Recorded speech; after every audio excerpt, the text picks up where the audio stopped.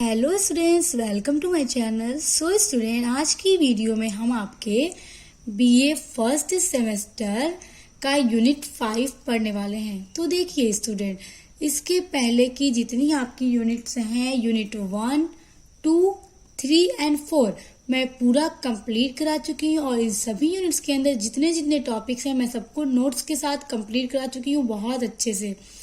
और स्टूडेंट, अगर आपको वो सारी वीडियोस पढ़नी है तो आप मेरे चैनल की प्लेलिस्ट को चेक करके पढ़ सकते हैं। और स्टूडेंट देखिए, ये जो आपके यूनिट 5 का पार्ट 2 है आज, यानी आज का वीडियो पार्ट 2 है। यूनिट 5 के ऊपर मैंने एक वीडियो बना चुकी है। और स्टूडेंट, आपका जो यूनिट 5 है वो है संस्कृति और सभ्यता। तो मैंने संस्कृति और सभ्यता का अर्थ, परिभाषा और उनकी विशेषताओं के ऊपर वीडियो बना लिया है पूरा। वो आपका यूनिट 5 का पार्ट 1 है और आज का वीडियो पार्ट 2 है। तो स्टूडेंट, वो वीडियो भी बहुत इंपॉर्टेंट है क्योंकि एग्जाम में वो आता है, तो आप लोग उसको देख लीजिएगा चैनल पर विजिट करके और प्लेलिस्ट को चेक करके। और जो आज का टॉपिक है वो भी आपके एग्जाम के लिए मोस्ट इम्पॉर्टेंट है। तो देखिए, है आज का टॉपिक सभ्यता और संस्कृति में पारस्परिक संबंध। तो देखिए स्टूडेंट, आपसे ये एग्जाम में पूछा जा सकता है ये, क्योंकि ये बहुत इंपॉर्टेंट और पूछा भी जाता है कि संस्कृति और सभ्यता के बीच में क्या संबंध है। तो अगर आपको पता होगा तभी तो आप लिखेंगे संस्कृति क्या है, सभ्यता क्या है, हम वो पढ़ चुके हैं। आज हम इन दोनों के बीच में संबंध देखेंगे। तो देखिए, सभ्यता और संस्कृति का आपस में घनिष्ठ रूप से संबंध है, यानी जो सभ्यता है और जो संस्कृति है उन दोनों का एक दूसरे से बहुत ही घनिष्ठ यानी बहुत गहरा संबंध है, बहुत गहरा रिलेशन है।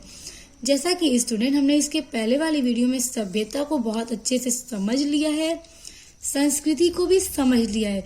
तो आई होप कि आपको यहाँ पे ये समझने में कंफ्यूजन नहीं होगी कि संस्कृति और सभ्यता क्या है और इनका कैसे एक दूसरे से संबंध है, क्योंकि हमने ये बहुत अच्छे से पढ़ लिया इसके पहले वाली वीडियो में। सभ्यता साधन है और संस्कृति साध्य। तो देखिए, जो सभ्यता है वो साधन है और संस्कृति क्या है, वो साध्य है। तो स्टूडेंट देखिए, मैं आपको बता दूं कि जो सभ्यता साधन कैसे है। वैसे तो हमने इसके पहले पढ़ा है इसको पूरा अच्छे से। देखिए, सभ्यता साधन का मतलब ये है स्टूडेंट्स कि मनुष्य अपने जीवन में अपनी आवश्यकताओं की पूर्ति करने के लिए, अपने जीवन की दशाओं को नियंत्रित करने के लिए जिन चीजों का निर्माण करता है, जिन चीजों को बनाता है, वो क्या है, वो सभ्यता होती है। इसलिए सभ्यता क्या है, साधन है किस चीज का, व्यक्तियों को, मनुष्यों को अपने जिंदगी को गुजारने का। और संस्कृति साध्य है।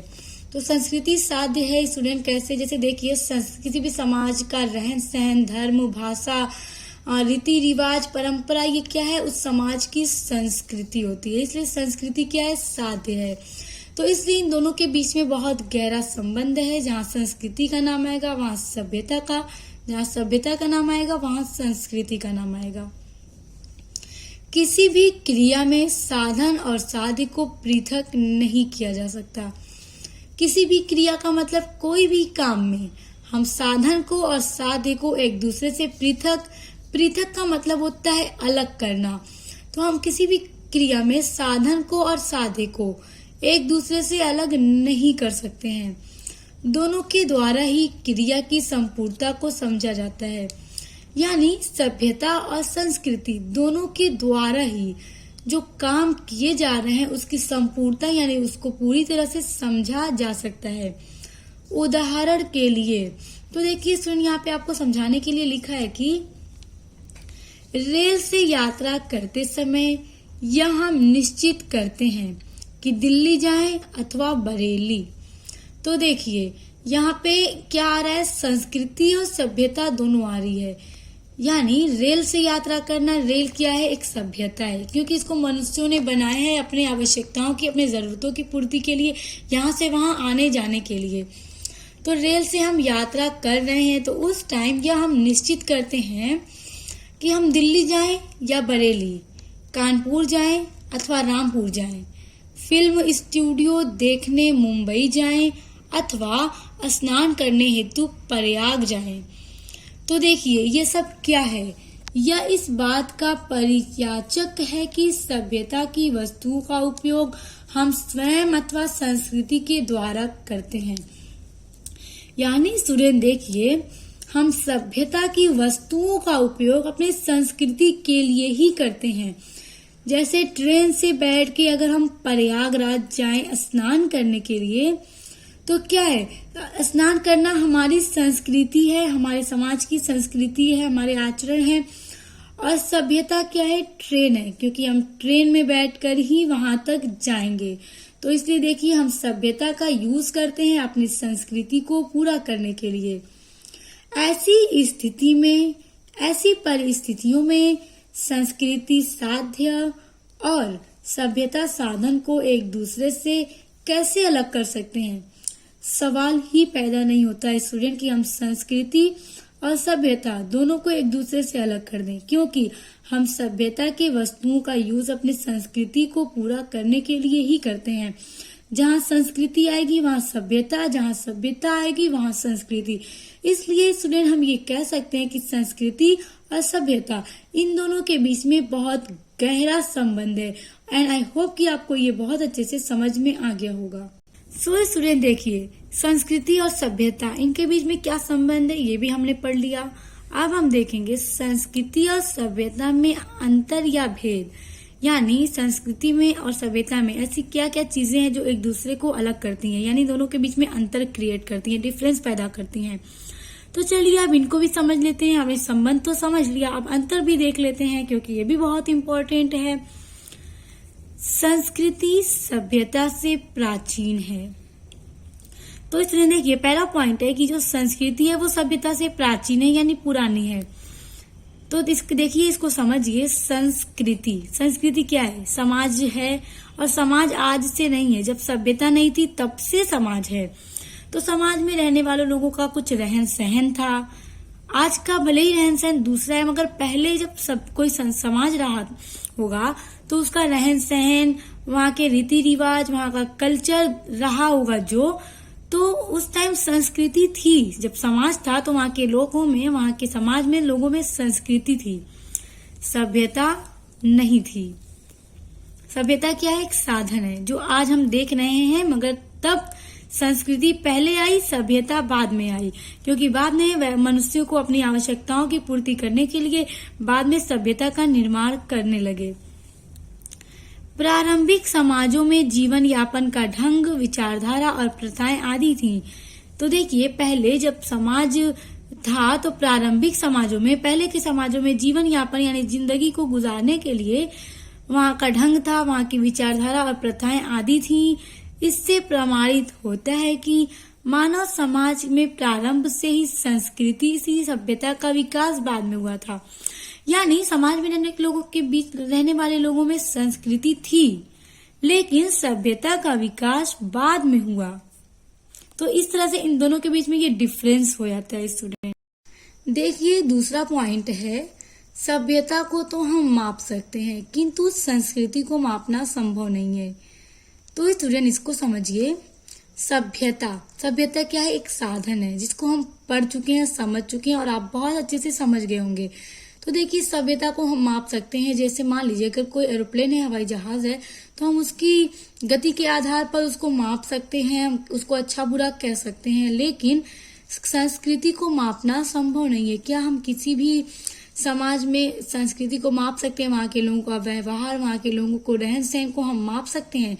नहीं, हम नहीं माप सकते, लेकिन हम सभ्यता को माप सकते हैं। इस तरह से इन दोनों के बीच में क्या है, अंतर है। सभ्यता के अंग तर्क और उपयोगिता के आधार पर मापे जा सकते हैं, लेकिन संस्कृति के साथ ऐसा नहीं किया जा सकता। उदाहरण के लिए हम हवाई जहाज की गति के आधार पर उसको उत्तम या खराब कह सकते हैं। यानी अगर हवाई जहाज की जो गति है, स्पीड है, हम उसके आधार पे हम कह सकते हैं कि हाँ, ये जहाज बहुत अच्छा है या बहुत खराब है। तो क्या है, हम सभ्यता को माप सकते हैं, लेकिन संस्कृति को माप के हम अच्छा या बुरा नहीं कह सकते। तो इस तरह से इन दोनों के बीच में ये एक डिफरेंस है।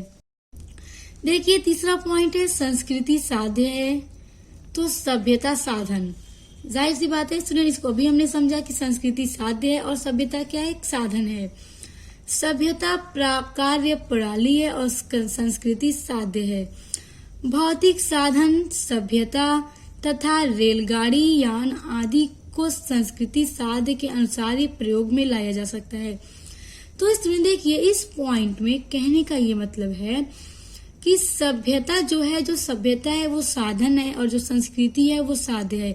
तो अभी हमने इन दोनों के जब संबंध पढ़े तो हमने देखा कि जब हमें अपने संस्कृति के लिए कहीं जाना है तो हम सभ्यता की ही वस्तुओं का इस्तेमाल करते हैं। हम रेलगाड़ी में बैठकर ही कहीं जाएंगे।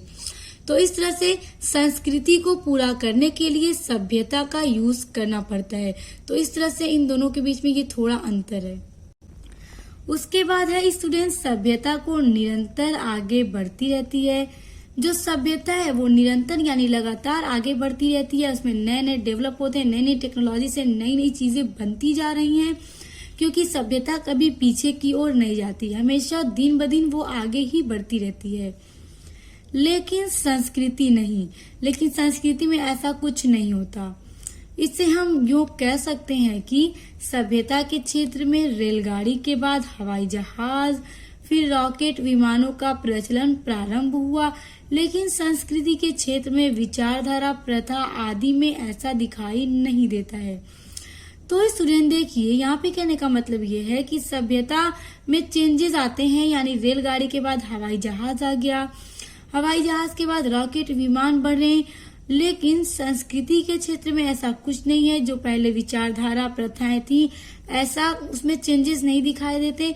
तो इस तरह से भी इन दोनों में अंतर बन जाता है कि सभ्यता लगातार बढ़ती जाती है, मगर संस्कृति में ऐसा कुछ नहीं होता है। सो स्टूडेंट, आई होप कि आपको सभ्यता और संस्कृति के बीच में संबंध और अंतर बहुत अच्छे से समझ में आ गए होंगे। तो स्टूडेंट, आपका यूनिट 5 तक तो पूरा बहुत अच्छे से कंप्लीट हो गया। अब नेक्स्ट वीडियो आपका यूनिट 6 से स्टार्ट होगा। और स्टूडेंट, इसके अलावा भी मैं आपके बीए से रिलेटेड बहुत सारी वीडियोस अपलोड कर चुकी हूँ, इंपॉर्टेंट क्वेश्चन आंसर की भी वीडियोस अपलोड कर चुकी हूँ।